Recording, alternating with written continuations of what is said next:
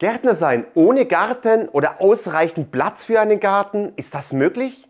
Ich sage ja, und zwar mit einem Hydroponics-System. Das seht ihr hier im Hintergrund. Wie das genau funktioniert und was es für Vorteile hat, das erfahrt ihr heute in diesem Video, weil wir bauen uns heute so ein System. Viel Spaß!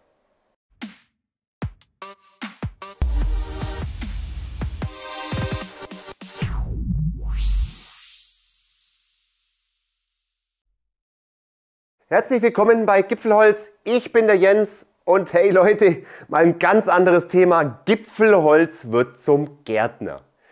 Gärtner ohne Garten, geht das? Ja, wie gesagt, es funktioniert, denn viele wollen vielleicht auch selber was anbauen, haben aber nicht den Platz dazu, haben keinen eigenen Garten, wollen aber trotzdem Salat selber anbauen, denn ihr wisst selber, wie teuer Salat mittlerweile geworden ist in den Supermärkten. Und warum nicht selber anbauen? Und warum nicht selber anbauen, wenn ich nicht mal einen Garten habe?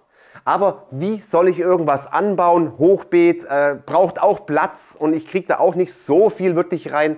Und wie soll ich was anbauen, wenn ich keinen Platz habe und keinen Garten habe? Vielleicht auch nur einen Balkon? Das ist die Frage. Aber wir haben die Lösung. Diese Lösung ist eigentlich schon relativ, ich sage jetzt mal, nicht die neueste Lösung. In Deutschland ist sie noch gar nicht so wirklich bekannt, obwohl ihr eigentlich noch gar nicht wisst, dass die meisten Salate, die ihr kaufen könnt, eigentlich schon so angebaut worden sind. Ich rede von Hydroponik. Hydroponik ist ein Anbau von Pflanzen in Wasser, das mit Nährstoffen angereichert worden ist.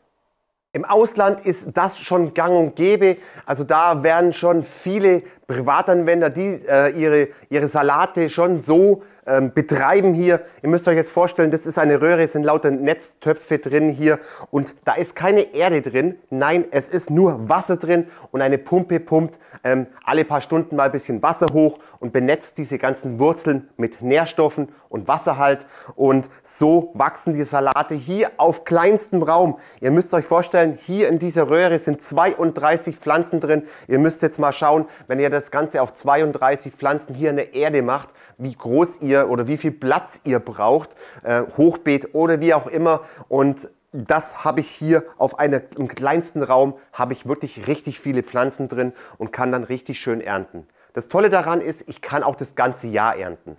Denn ich habe jetzt mal einige Vorteile rausgeschrieben von so einem Hydroponics-System hier.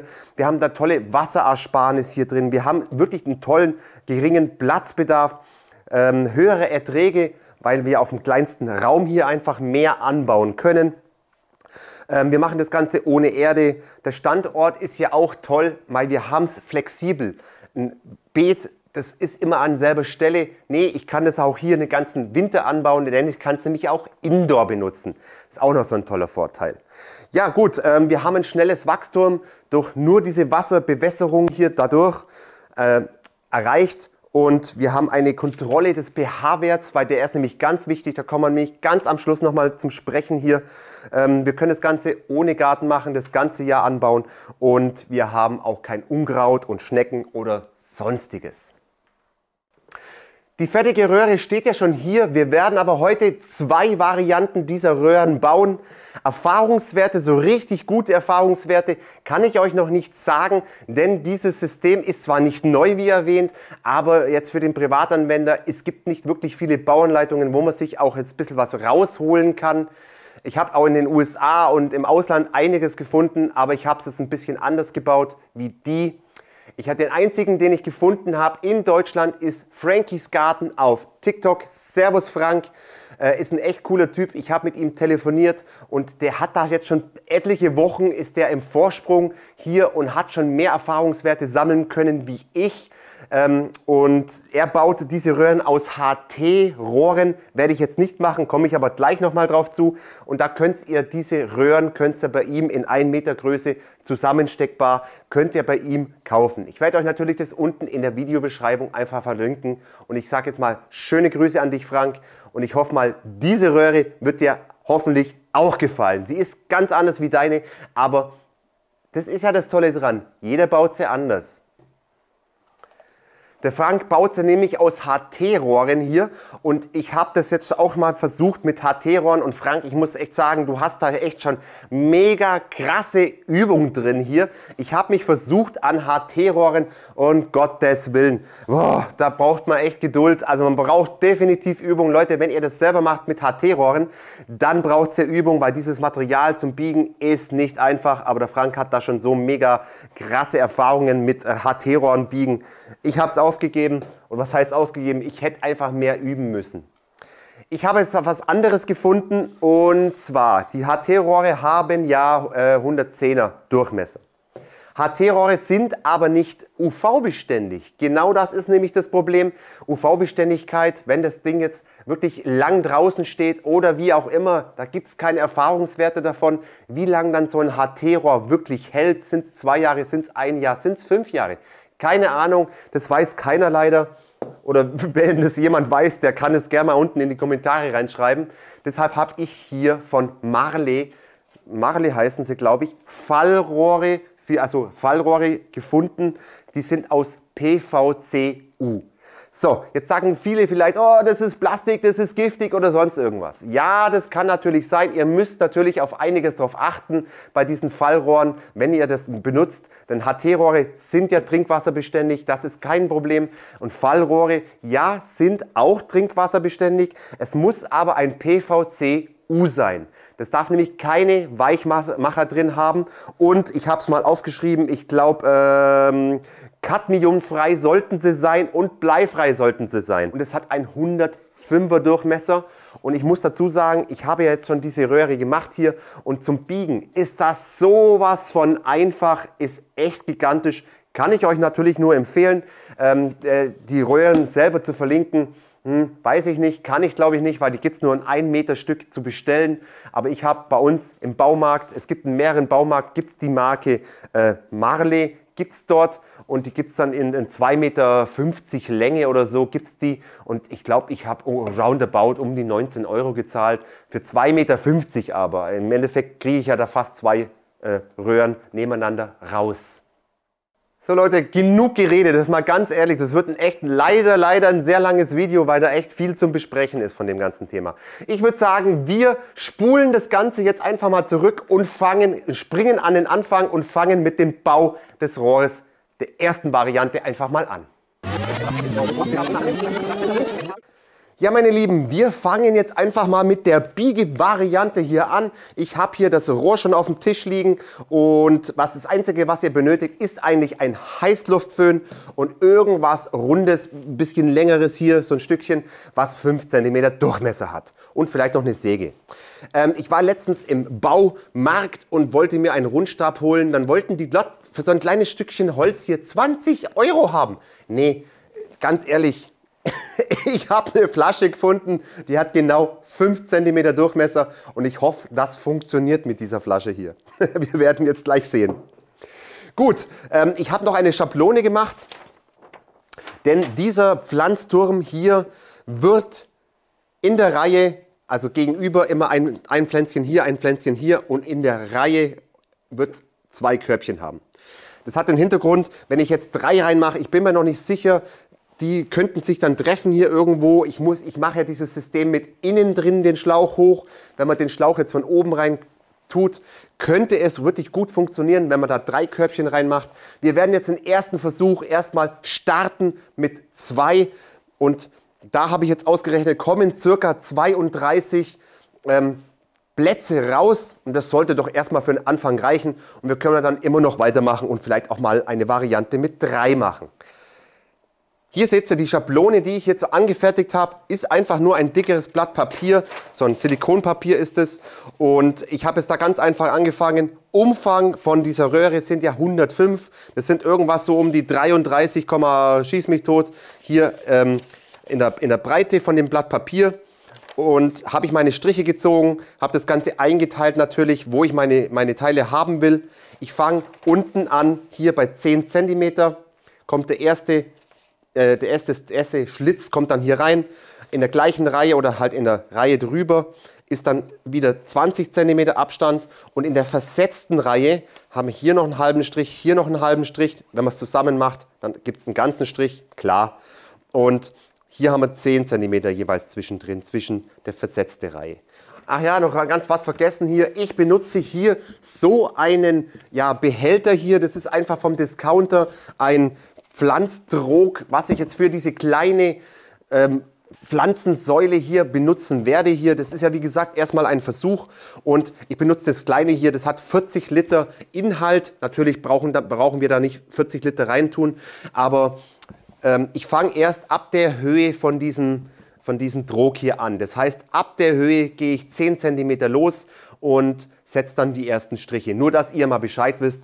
Wir werden ja noch mal nachher sehen, wie wir das Ganze hier bauen und das Ganze hier unten befestigen werden.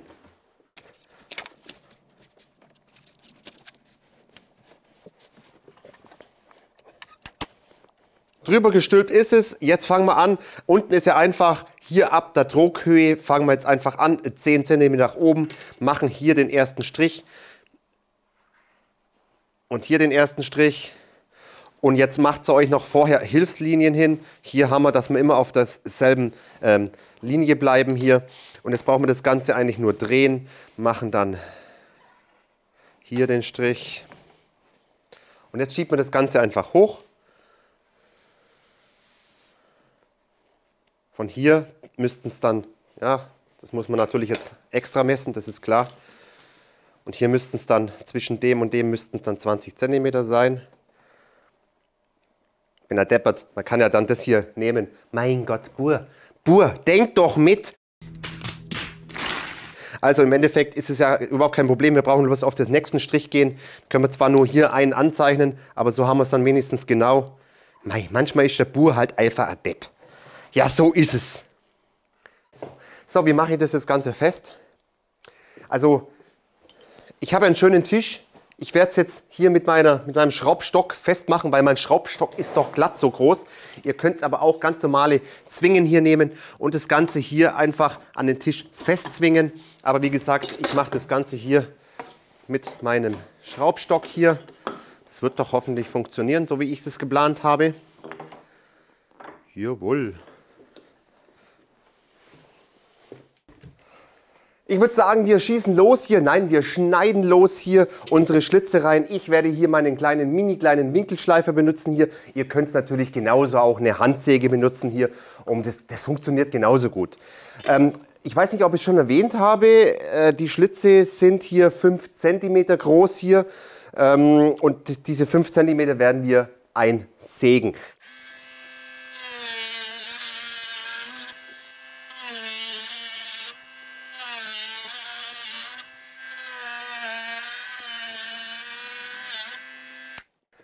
So, auf geht's hier mit unserem Biegen, mit unserem Erwärmen. Was ich euch noch empfehlen kann, ist, nehmt euch ein feuchtes Tuch. Ich habe hier kaltes Wasser drin, hier ist feuchtes Tuch. Könnt ihr dann immer nach dem Erhitzen oder nach dem Biegen drüberlegen, damit das PVC hier einfach besser abkühlen kann hier. Und gut, was soll ich noch dazu sagen? Nehmt euch das passende Stück. Wie gesagt, das ist meine Flasche hier. Ihr könnt es auch einen Rundstab benutzen. Alles, was halt 5 cm hat, könnt ihr da vorne reinbiegen. Das Beste ist natürlich, wenn es ein bisschen konisch ist, dass wir hier einfach besser reinkommen. Es ist ja wirklich der Vorteil hier von diesen Rohren hier, dass die sich super leicht biegen lassen. Also nicht so wie die HT-Rohre. Das ist schon ein bisschen aufwendiger. Ihr müsst jetzt einfach mal selber das Gefühl rausbekommen. Leicht anföhnen hier und dann mal leicht reindrücken. Mal gucken, wie es sich verhält. Beim HT-Rohr, ja, es funktioniert, aber ich komme mit diesem einfach besser klar.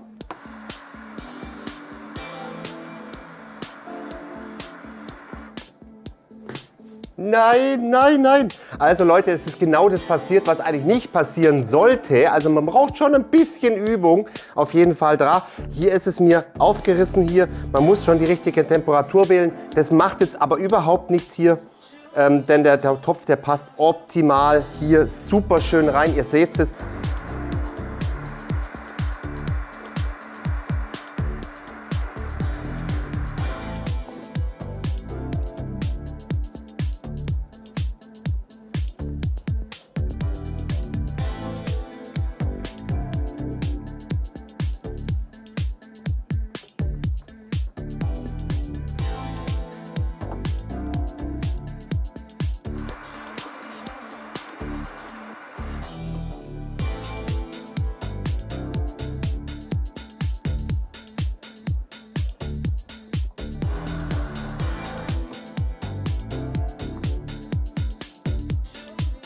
Die erste Reihe ist jetzt mal fertig. Es ist gut geglückt. Also Leute, ihr braucht definitiv ein bisschen Übung.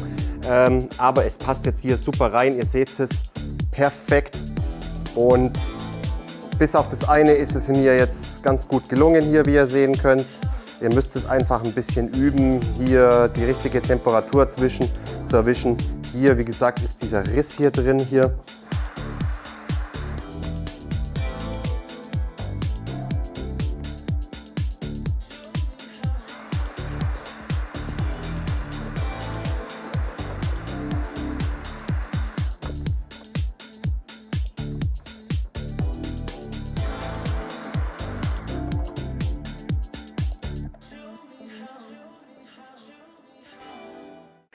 Tschakka, wir haben es geschafft, richtig cool. Und Leute, jetzt mal ganz ehrlich, ganz am Anfang, ich habe da meine Fehler gemacht, bitte macht's die nicht. Kann ich euch gleich als Tipp geben, hier bei diesem PVC hier, nicht zu warm machen. Wenn es zu warm ist, habe ich festgestellt, fängt es an zu reißen. Nein, also ihr müsst es ein bisschen üben, ihr müsst die Temperatur richtig wählen, nicht zu warm machen, denn ich habe es jetzt hier, ihr habt es ja vorhin gesehen, dieser Riss hier, der stört jetzt nicht wirklich, aber ich habe diesen Riss dadurch erreicht, durchs Warmmachen, zu warm machen. Und ihr müsst ein bisschen spielen mit der Hitze. Gleich abkühlen und das Ding steht. Ich habe jetzt von den ganzen 32 Fächern hier, habe ich jetzt gerade mal 3 Stück. Das eine ist sehr groß aufgerissen, aber das andere hier auch ganz wenig und habe 3 Stück einfach nur erwischt. Der Rest ging sowas von einfach und schnell. Ich hole euch mal her und ich zeige es euch mal. Gut, ich hoffe, ihr könnt es jetzt hier erkennen.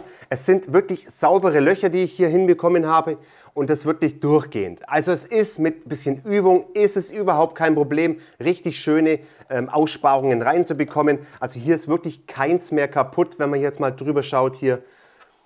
Außer halt diese 3, die ich gehabt habe. Und es ist wirklich kein Stress. Weiter geht's. Das nächste, was ich mir überlegt habe, wir haben ja hier ein Fallrohr, wir haben ja nicht dieses HT-Stecksystem. Deshalb habe ich jetzt hier auch von Marley eine Fallrohrmuffe gefunden. Die passt jetzt praktisch hoffentlich noch oben rein. Jawohl, die passt oben rein, alles in Ordnung, brauchen wir nur reindrücken. Und die sind praktisch die Verbinder dafür, Fallrohrmuffe.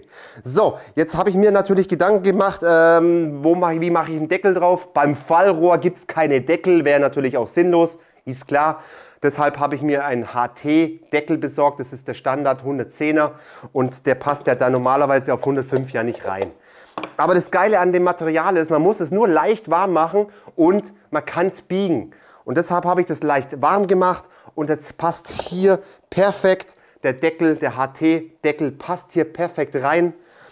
Man kann das Ganze ja, das Bewässerungssystem, wenn man jetzt mehrere Röhren hätte, kann man das Ganze ja von oben bewässern. Das heißt, man legt einen Schlauch irgendwo an der Wand entlang und geht dann hier mit den einzelnen Steckverbindern einfach von oben rein.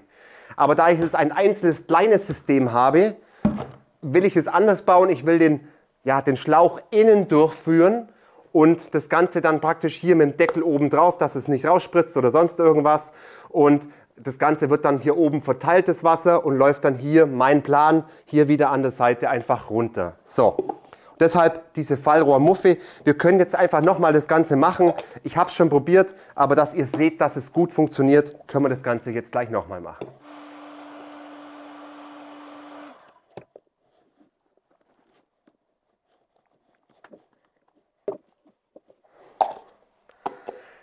Der Deckel passt perfekt. Jetzt machen wir weiter. Ich mache irgendwie hier drin eine Verteilung des Wassers. Bei Frankies Garten, der hat es auch ganz cool gelöst, muss ich sagen. Der hat da so eine Gießkannen, vorderes Ding da, Bums da, Teil. Wie nennt man das eigentlich? Ihr wisst, was ich meine. Vorne von der Gießkanne, das Teil da. Hat er reingelegt.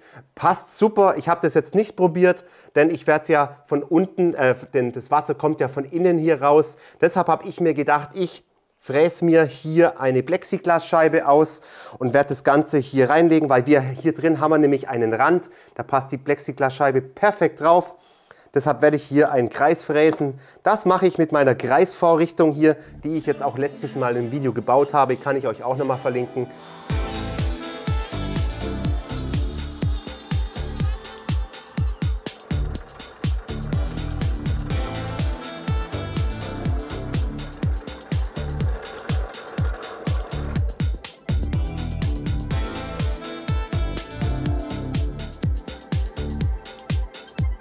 So, passt, sitzt und hat geil Luft. Perfekt. Dafür Wasser. Diese Muff. Scheiße.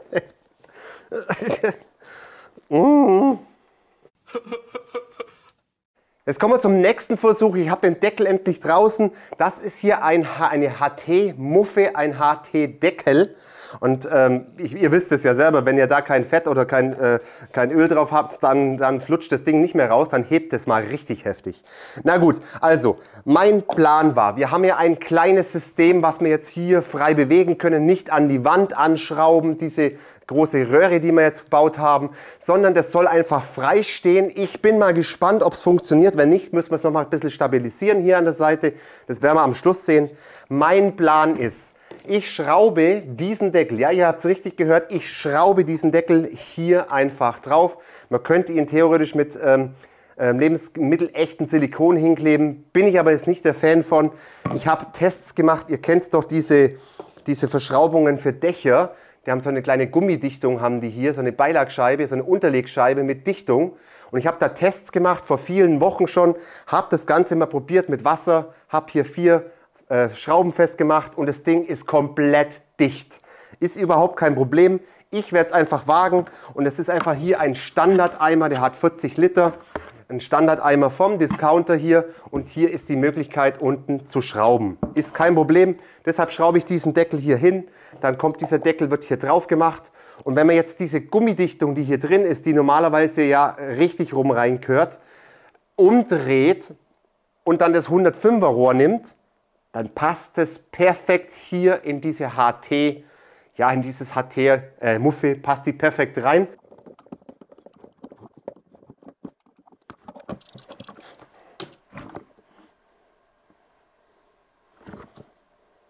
Bevor ich jetzt euch hier Mist erzähle hier, vergesst diese Muffe, denn ich habe an der Muffe schon ein bisschen weitergearbeitet. Ich habe gedacht, ich probiere es vorher erstmal aus, bevor ich euch einen Mist erzähle. Ja, und es wäre auch so gewesen. Ich habe hier Löcher gebohrt, alles gut. Deckel ist ja schon im Behälter montiert, Muffe drauf gesteckt, Rohr reingesteckt und dann, mei, der Bur ist ein Depp. Ganz ehrlich, schaut's mal, ist ja klar, wenn jetzt hier das Rohr reinkommt, verschließt es ja wieder die Löcher, also kann da ja kein Wasser rauslaufen. Ist ja klar, oder? Nein, doch. Oh. Mein Gott. Aber ich habe natürlich jetzt weitergedacht und habe eine andere Lösung gefunden. Wie gesagt, vergesst die Muffe und die Lösung zeige ich euch mal.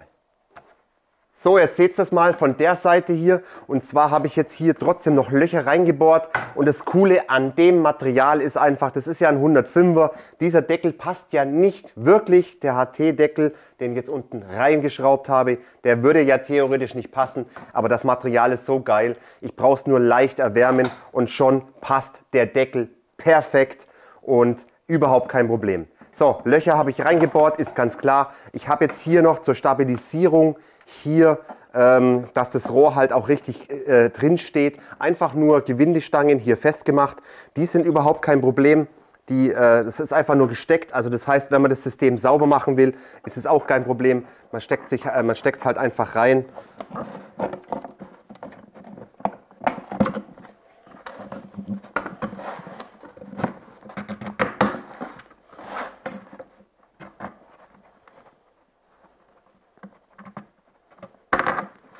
So, und schon steht die Säule. Natürlich hat es jetzt da kommt ja noch Wasser rein und wir haben ja dann hier mindestens 20 Kilo Gewicht. Das hebt dann überhaupt kein Problem und die Säule ist also jetzt natürlich auf dem Boden nicht stabil, aber wenn da jetzt Gewicht drin ist, ist es überhaupt kein Problem und die Säule hält es aus. Und der Salat, der wiegt ja nicht weiß Gott was. Also die Säule hält definitiv richtig gut. Was ich noch gemacht habe, es ist ja dieser Kreis hier, den ich gebohrt habe, dass das Wasser an der Seite schön runterlaufen kann, also innen an der Wand. Deshalb habe ich das gemacht, habe da noch einen Stopfen reingemacht, einen Messingstopfen hier ganz normal auf dem Baumarkt. Ich werde euch natürlich unten alles nochmal in der Videobeschreibung verlinken oder versuchen zu verlinken, was ich natürlich verwendet habe. Jetzt kommt natürlich auch eine Pumpe zum Einsatz. Das ist jetzt eine Pumpe mit Förderhöhe. Da müsst ihr darauf achten, wie hoch euer euer System ist natürlich. Ich glaube, die hat 3,50 Meter Förderhöhe oder irgendwie sowas hat die hier. Kann ich euch natürlich auch noch unten verlinken. Gibt es verschiedene Stärken hier und die kommt natürlich dann hier unten rein. Und wir müssen dann natürlich noch diesen Schlauch hier nach unten verlegen, das Ganze anschließen und dann kommt das Wichtigste, dann können wir nämlich das mit dem Wasser machen und wir können eigentlich jetzt schon loslegen. Wow, Leute, es plätschert. Richtig cool. Ihr seht, es funktioniert. Ich hole euch natürlich gleich nochmal her. Hier ist es jetzt drin. Hier habe ich Regenwasser eingefüllt. Warum Regenwasser? Kommen wir gleich nochmal zum Sprechen dazu. Und die Pumpe pumpt. Man kann natürlich die Pumpe noch einstellen von der Stärke, wie man will. Das ist ganz klar. Das mit dem Deckel hat gut funktioniert. Aber wie gesagt, ich zeige es euch gleich. Und leider muss es jetzt hier in der Werkstatt stehen, denn draußen ist es noch nachts sehr, sehr kalt und deshalb werde ich es hier erstmal die nächsten Tage stehen lassen, bis der Frost hier mal weg ist hier. Das ist ja furchtbar draußen, das Wetter. So, das Plätschern ist richtig cool. Natürlich, wir haben jetzt hier Regenwasser, weil wir müssen pH-Wert beachten. Das ist das Einzige, was ihr eigentlich machen müsst. Das heißt, ihr müsst den pH-Wert richtig messen. Der pH-Wert bei Salat und bei solchen Sachen, der liegt zwischen 5,5 und 6,5. Also so roundabout müsst ihr in diesem Bereich einfach nur mal kommen. Und Regenwasser hat ja so einen niedrigen pH-Wert, deshalb Regenwasser. Um den pH-Wert nach unten zu bekommen, habe ich euch hier einen Bio-pH Down. Den muss man halt dann einstellen, hier das Wasser einstellen. Und das Ganze kann man mit einem Messgerät machen. Wo ist das Messgerät? Hier ist das Messgerät. Und mit diesem Messgerät kann ich euch auch noch unten verlinken alles. Und damit kann man den pH-Wert messen. Und es fehlen natürlich die Nährstoffe. Die Nährstoffe im Wasser. Dafür gibt es guten Dünger. 3-Komponenten-Dünger, den könnt ihr dann auch genau beschreiben oder könnt ihr lesen, wie viel da rein muss. Denn der Salat oder die Salatwurzeln, die brauchen einfach Nährstoffe dazu. Das werden wir dem Wasser einfach zugeben und dann wird es doch hoffentlich funktionieren. Wie gesagt, Leute, Erfahrungswerte, die werden wir einfach später sammeln oder die nächsten Wochen einfach sammeln, wie das Ganze hier so funktioniert. So, jetzt hole ich euch mal her und zeige euch, wie schön es hier plätschert. So, von unten angefangen, seht ihr hier die Pumpe. Ich habe natürlich noch einen Einlass gebaut für den Schlauch hier. Der geht dann schön nach oben. Und ihr seht jetzt hier schön, wie das Wasser, könnt ihr hier, glaube ich, erkennen, wenn man da mal reinfilmt, wie das Wasser hier schön runterläuft hier, innen drin hier. Natürlich außen auch ein bisschen, aber das ist jetzt nicht schlimm. Und das geht ja so alles in die Wanne wieder rein. Und ihr seht jetzt hier einfach mal, wie schön das Wasser hier durchläuft. Die Pumpe kann man natürlich noch einstellen. Und somit wird das Netzgitter hier oder der Netztopf hier wird dann schön bewässert und dass die Steinwolle immer richtig schön feucht ist. Wie gesagt, die Pumpe, die muss nicht so den ganzen Tag durchlaufen. Sparen wir natürlich auch Strom, denn ich denke mal, ich werde jetzt mal am Anfang zum Erfahrungswerte sammeln, werde ich die Pumpe einfach mal alle 2 Stunden hier vielleicht eine Viertelstunde oder vielleicht auf 3 Stunden gehen, dass man auf 2 Stunden alle da halt dann eine Viertelstunde laufen lässt. Also wir werden sehen, wie es sich einfach verhält und gut ist. Ich werde doch voll zum Gärtner hier, oder? Wahnsinn. Aber ich finde es mal richtig cool und ich hoffe, es funktioniert. So, das Wichtigste ist natürlich, wie ich schon erwähnt habe, der pH-Wert hier. Regenwasser ist ja eigentlich von Haus aus schon mal niedriger oder säurer im Endeffekt. Nur das kann natürlich sein, dass es immer noch nicht passt hier. Wie gesagt, wir müssen auf den Wert von 5,5 bis 6,5 irgendwo so kommen. Ich habe da so eine Internetseite gefunden, die Hypotonic hier die Werte angeben. Ich kann sie euch unten in der Videobeschreibung einfach mal verlinken. Da wird es nochmal erklärt mit dem Düngen hier ein bisschen und halt mit dem pH-Wert. Und da müsst ihr einfach mal ein bisschen selber nachlesen, weil das kann ich euch jetzt nicht noch im Detail hier erklären. Das Einzige, was ich jetzt machen werde, ich werde den EC-Wert einstellen. Der soll so circa bis 0,8 bis 1,8 hier liegen. Den kann man hier auch messen mit diesem Messgerät und den pH-Wert kann man auch messen mit diesem Messgerät. Also der 5,5 gehen wir halt mal so in dem Dreh auf 5,5 und ihr müsst dann halt paar Tage später einfach nur mal gucken, dass der pH-Wert einfach passt hier, auch vom Düngen her, dass es einfach passt und ab und an halt dann wirklich mal das Wasser so ein bisschen austauschen, so nach 1, 2 Wochen, aber zwischendrin immer mal wieder kontrollieren, wie der pH-Wert ist. Und ich werde jetzt den pH-Wert runterbekommen und werde natürlich jetzt hier erstmal ein bisschen Nährstoffe hier in das Wasser reintun. So, pH-Wert 5,5, alles gut. Und den EC-Wert haben wir bei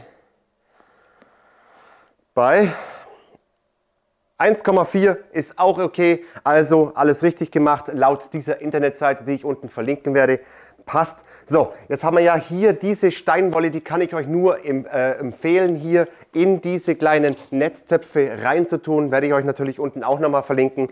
Ich habe natürlich schon vor einigen Wochen jetzt hier Sachen angebaut, hier sprießt es schon schön toll hier. Wer natürlich jetzt nicht so lange warten kann, ich habe das natürlich schon vorab angepflanzt, so ein bisschen hier mit Samen reingemacht. Aber schaut mal Leute, da kommt schon einiges raus hier, richtig cool. Die werden wir jetzt dann einsetzen. Wer natürlich jetzt nicht warten kann, der kann auch natürlich jetzt fertige Pflänzchen kaufen. Die gibt es ja gerade überall im Angebot, 12er, 6er Tray hier für 1,79 € und so. Da kann man verschiedene kaufen. Das würde ich euch auf jeden Fall empfehlen. Und wir werden jetzt diese dann nachher hier in die Säule einsetzen und werden das Ganze probieren. Und mir ist so einiges klar, dass ich viel zu viel Pflänzchen habe für diese Säule. Das heißt, ich muss dann wahrscheinlich nochmal eine zweite bauen. Das hätte man vielleicht vorher ein bisschen besser planen müssen, aber ich habe echt zu viel Pflänzchen hier. Ach ja, genau, diese Steinwolle-Teile hier gibt es auch noch in klein.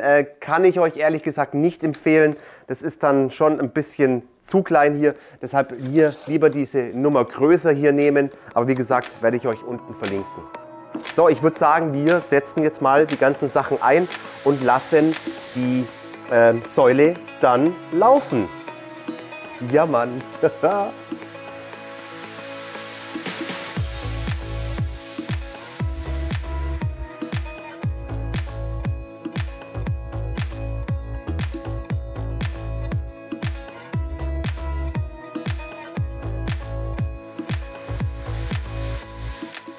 Hat doch was, ist doch mal richtig cool. Leute, schreibt es doch mal unten in die Kommentare rein, wie ihr so eine Hypertonic-Säule findet. Ich finde es richtig cool und vor allem, es ist halt echt mega platzsparend. Schaut mal, ich habe hier 32 Pflänzchen drin und ich bräuchte da viel mehr Platz. Ich kann es auf dem Balkon anwenden, ich kann es überall anwenden. Ist doch richtig cool. Gut, wenn jetzt hier ein riesen Sturm kommt mit Windstärke 10, die Säule hält richtig gut, das Wasser. Das ist überhaupt kein Problem. Sie kann sich ja leicht bewegen, aber sie fällt nicht um. Wir haben hier 15 Kilo hier unten drin und es fällt jetzt einfach nicht um, außer bei Windstärke 10. Ansonsten könnt ihr hier einfach eine Schelle hinmachen und das Ganze dann doch noch irgendwo befestigen. Da gibt es auch diese Schellen für die Fallrohre und das Ganze könnt ihr dann trotzdem an die Wand machen. Aber das ist jedem selber zu entscheiden. Heieiei. Hä? Gut, ich habe vorher noch den EC-Wert erwähnt und ich habe nicht erklärt, was das ist. Der EC-Wert ist die elektronische Leitfähigkeit des Wassers und das wird mit diesem Dünger hier gemacht und der muss eigentlich dann auch passen. Also wie gesagt, die Seite werde ich euch unten verlinken, könnt ihr es einfach mal nachlesen und nur mal, dass ich es erklärt habe, was das ist und das ist eigentlich dann auch noch relativ wichtig für Salate. Wie gesagt, die brauchen ja auch Nährstoffe. Da ich ja zu wenig Platz hier habe, ich habe ja doch zu viel Pflanzen, ich weiß gar nicht, wer den ganzen Salat dann essen soll am Schluss, habe ich mir noch eine andere Variante gedacht. Und zwar gibt es ja 3D-Druckdateien mittlerweile. Das ist jetzt für diejenigen Leute, die einen 3D-Drucker daheim haben.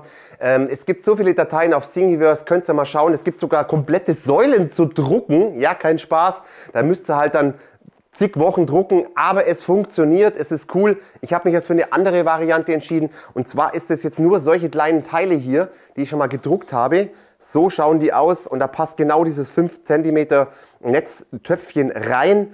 Ist auch ganz cool, ist zwar für ein HT-Rohr gedacht, für einen 110er, aber ich habe hier dieses 105er, aber es passt trotzdem hin, das sind bloß diese 5 mm Biegungen, das sind, wenn man es jetzt ausrechnet, noch weniger. Das passt hin, kommen 4 Schräubchen rein, in das Rohr reingeschraubt, ganz klein, vorher natürlich ein Loch gebohrt und dann kann man das machen. Denn ich kann jetzt mit dieser 3D-Druckvariante da die Töpfchen nicht ganz so weit reinkommen. Wo habe ich denn ein Töpfchen? Die kommen nicht ganz so weit rein, ihr seht es steht nur leicht raus und ich habe hier das Problem, ich habe den Schlauch ja innen reingelegt und wenn du den Schlauch innen reinlegst, habe ich keinen Platz für die Töpfchen hier. Das heißt, wenn ihr den Schlauch von oben rein begießt oder reinbringt, dann könnt ihr hier schon mindestens 3 reinmachen, ohne dass die Töpfchen sich hier groß treffen. Deshalb mache ich jetzt diese Variante, denn ich kann mit dieser Variante, jetzt haltet euch fest, ich kann mit dieser Variante 4 in einer Reihe machen und das ist heftig. Dann komme ich auf circa 60 in dieser Höhe, 60 Plätze für Salate und Pflanzen. Wahnsinn, oder? 60 Stück auf diesen kleinen Raum hier gesehen hier, das ist gigantisch. Und da bin ich mal gespannt und ich kann euch die Datei natürlich unten auch noch verlinken, wie gesagt auf Thingiverse für diejenigen mit 3D-Drucker. Schaut da einfach mal rein, da könnt ihr euch echt einiges drucken. Oh mein Gott, was habe ich mir bloß angetan? Wahnsinn, schaut euch mal dieses Teil hier an. Boah, das wird so heftig, aber ich habe richtig viel zum Schrauben. Uah.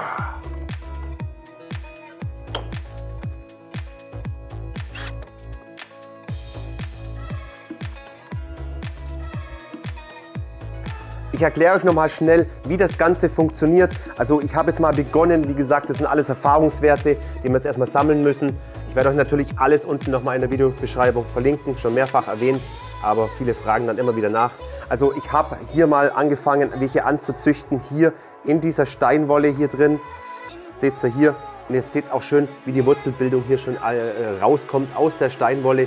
Ist also top, aber ich habe den Fehler gemacht, ich habe die kleinen genommen.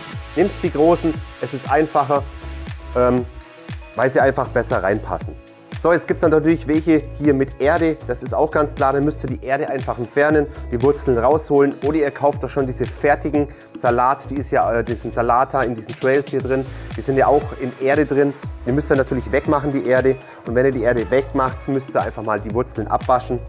Dann nimmt ihr so einen Steinwolle-Block hier, schneidet den einfach mal einmal auf hier, klappt den hier leicht auf und tut dann hier diese Wurzeln hier rein oder dieses Salatstückchen hier, tut sie einfach hier so schön rein in die Mitte und könnt es dann hier einfach reinpressen. Passt genau super toll rein und das Ganze könnt ihr dann schon mal vorwässern, bevor ihr das in die Säule rein tut. Hier schon mit Nährstoffen angereichert und pH-Wert auch schon kontrolliert. Einfach mal reinstellen, lasst da ein bisschen einwirken das Ganze und könnt ihr dann später in die Säule reinstecken.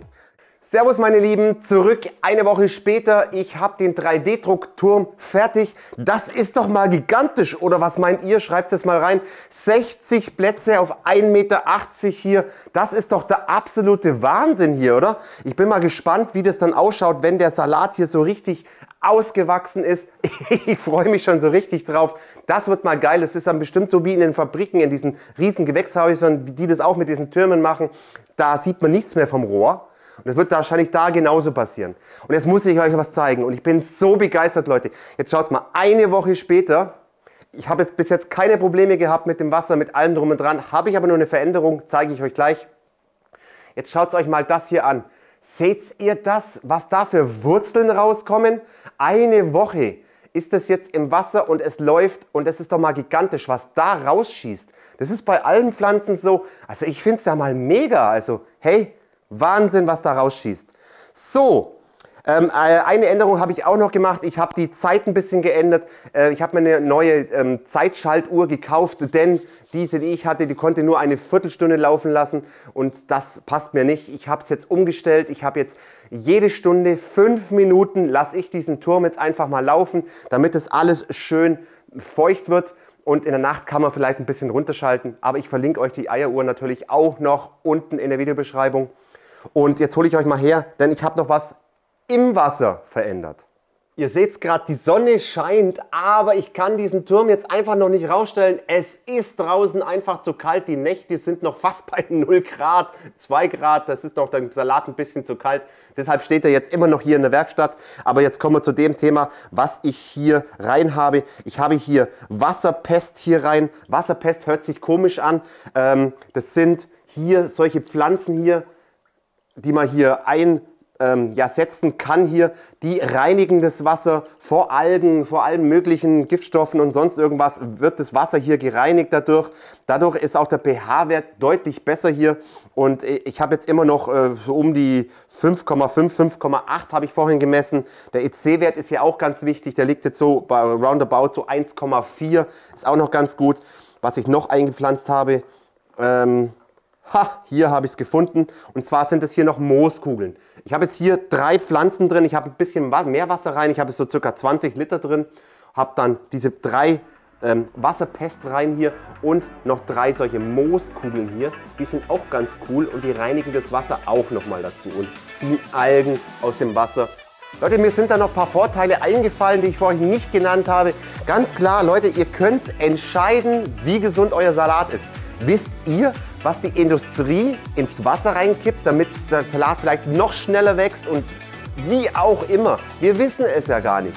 Ihr könnt jetzt hier mit diesem System daheim für eure Familie, für eure Leute, könnt ihr selber bestimmen, wie gesund der Salat ist. Ihr könnt wissen, ihr wisst, was ihr reinkippt ins Wasser und wie der Salat dann einfach anwächst.